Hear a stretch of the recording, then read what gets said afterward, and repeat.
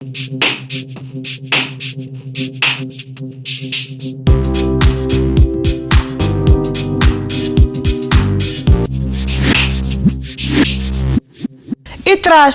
ibangwa yifangi emlonyeni nasemphinjeni, kepha ilapheka kalula uma unomuthi wakhona ngqo. Ngoba kuba buhlungu uma udla, kulula ukuphelelwa amandla uma unetrash. Ngaphambi kokuya kwi-workshop, ake sibone umuntu oseke waphathwa yitrash.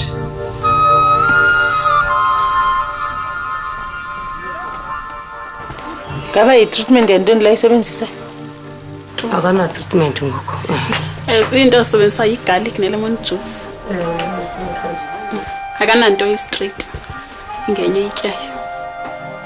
Bekufanele nje apha ezibhedlele zeni naseziklinikhi zikhona iipilisi. Khona iipilisi ezinceda lento anazo kuthiwa ifluconazole. Uhulumeni ezopilisi zikhona zikhutshwa nje mahala azithengiswa. Mhla ngiqala ukubona uNoluntu Komani, okokuqala isimo sakhe sasisibi kakhulu, wayengakwazi ukuhamba, ukukhuluma kanye nokugwinya. Inyawo zakho beziqaqamba ngaphambili, uyayikhumbula lona?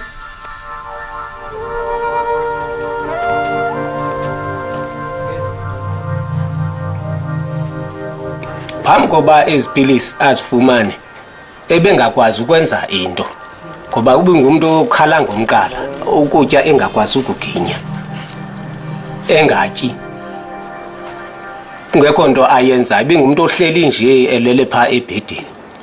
uNoluntu waqala ukudla ifluconazole ukwelapha inkwethu yakhe.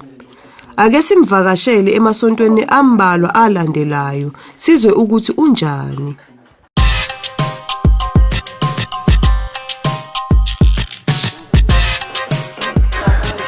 Mna ugula kwami ndagula nje ngento nje ndasuka nje ndaxa indophe kwasuka kwakhazelela nemiqala yonke loo nto yabuhlungu kwama ekubeni ke ngoku ndafumana la mayeza ipilisi ndafumana ipilisi ndafumana neyeza kwangathi kuba bhetere.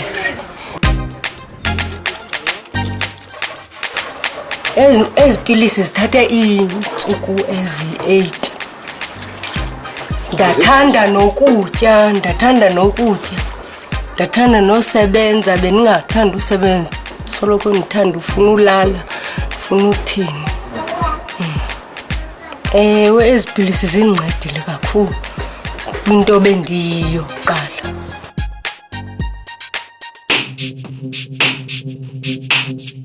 Sanibonani. Ninjani? Igama lami nguSizawa kwaNgcobo. Ngiyanamukela namhlanje ohlelweni lethu lokufundisa kabanzi ngengculaza nesandulela sayo. Namhlanje ke sizokhuluma ngoosomathuba bomlomo. Isona sifo ke leso esivamisile esiusomathuba esiphatha umuntu osenegciwana lengculaza esivamise ukuthi sibe semlonyeni. Sibizwa ngokuthi i-oral thrush ngolimi lwasemzini okuthi inkwethu esemlonyeni. Ukhona ke la phakathi kwethu osewake waba nenkwethu esemlomeni. Yebo Phumzile.